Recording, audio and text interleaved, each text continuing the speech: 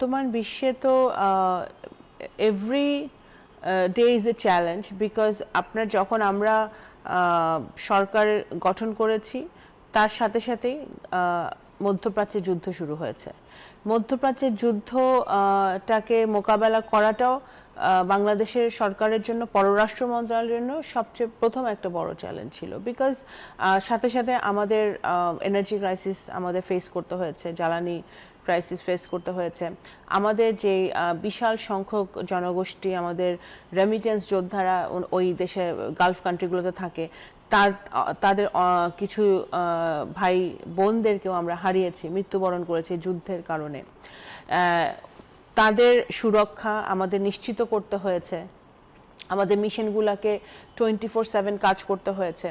এবং এখানে আমি বলতেই চাই যে আবারও শহীদ রাষ্ট্রপতি জিয়াউর রহমানের পররাষ্ট্র নীতি এবং ওনার যে বিএনপি যতবারই সরকার গঠন করেছে পাস্টে, প্রত্যেকবারই কিন্তু আমাদের সকল ওআইসি কান্ট্রিগুলোর সাথে, ওআইসি ভুক্ত দেশগুলোর সাথে, গালফের সাথে বিএনপি সবসময় খুব ভালো একটি দ্বিপাক্ষিক সম্পর্ক ছিল।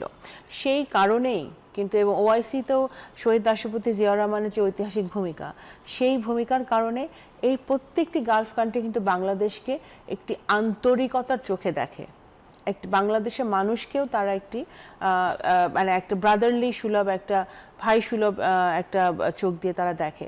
সেই কারণে কিন্তু আমাদেরও সহজ হয়েছে এই যুদ্ধের সময় আমাদের যারা ওখানে কাজ করছে তাদের সুরক্ষা নিশ্চিত করা।